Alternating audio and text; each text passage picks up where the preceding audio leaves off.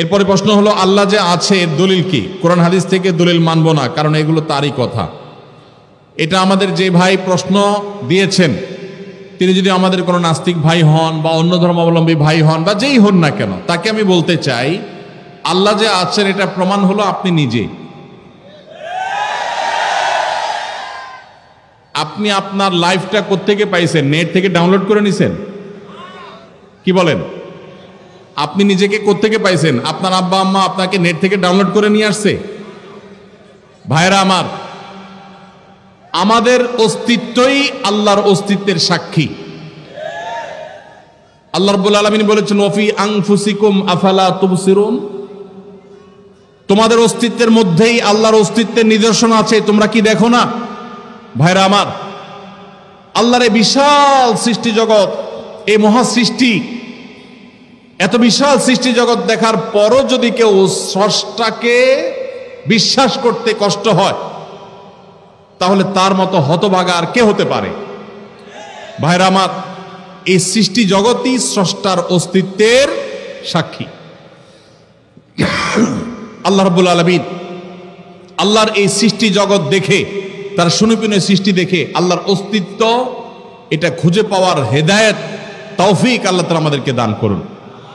ভাইরা আমার, আমরা যদি আমাদের অস্তিত্বের দিকে তাকাই, আল্লাহ সৃষ্টির দিকে তাকাই, সূরা মুলকে শুরুর আয়াতগুলো যদি অনুবাদ সহকারে আপনি পড়েন, কোরআন জুড়ে আল্লাহ রাব্বুল আলামিন যে বলেছেন, আল্লাহ রাব্বুল আলামিনের সৃষ্টি শৈলী নিয়ে, সেগুলো যদি আপনি অধ্যয়ন করেন, পড়েন, তাহলে দিনের আলো মতো পরিষ্কার হবে যে আল্লাহ রাব্বুল আলামিনের অস্তিত্ব এটা ওয়াজিবুল উজুদ, এটার অস্তিত্বহীনতা কখনো কল্পনা করা যায় না।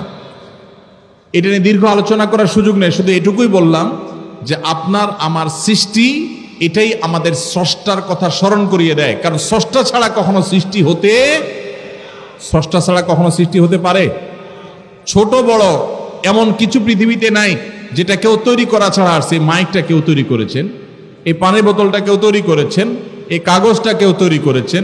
প্রত্যেকটা জিনিসের যেরকম কেউ না কেউ তৈরি করেছে, ক্রিয়েটর আছেন, সেখানে এই মহা সৃষ্টির এত কিছুর আমি আপনি সহ আমাদের এবং এই আল্লাহর এই সৃষ্টি জগতের যে বিশাল আয়োজন, এগুলোর কোনো ক্রিয়েটর নাই। এর চেয়ে হাস্যকর কথা আর কি? আল্লাহ তাআলা আমাদেরকে হেদায়েত নসিব করুন।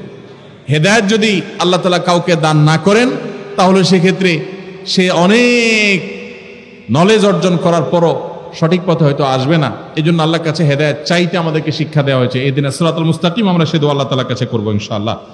আমরা জানি সমস্ত কাজ নিয়তের উপর নির্ভরশীল, কিন্তু একজন মানুষ তার পীরের পায়ে সেজদা দিয়ে বলছে, আমার মনে নিয়ত আছে আল্লাহকে সেজদা দিচ্ছি, এটা জায়েজ আছে কিনা? ভাইরা আমার, আমাদের এই কপাল শুধুমাত্র আমরা নিবেদন করব আল্লাহকে। কাকে? আল্লাহকে। আল্লাহ ছাড়া মানুষের এই কপাল আর কারোর সামনে সেজদায় অবনত হবে। আল্লাহ সুবহানাহু ওয়া তাআলা কোরআনে কারীমে সূরা ফাতিহাতে আমাদেরকে শিক্ষা দিয়েছেন, ইয়্যাকা না'বুদু, আল্লাহ আপনারই ইবাদত করি। আমরা ইবাদত করি শুধু কার? ইয়্যাকার মানে হলো শুধুই আপনার ইবাদত করি, আর কারণ না।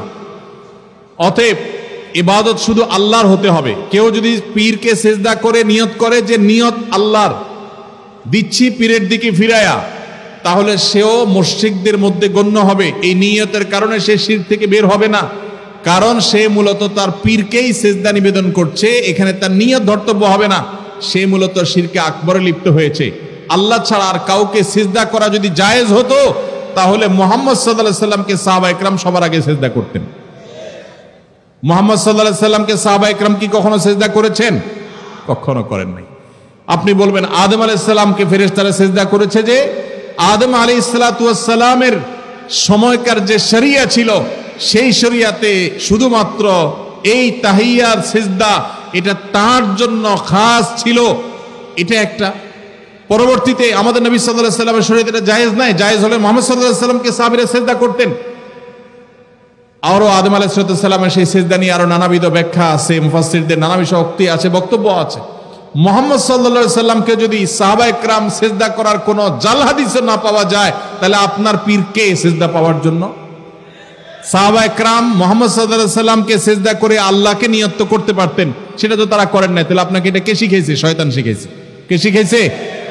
আল্লাহ তাআলা আমাদের ভাইদেরকে হেদায়েত নসিব করুন।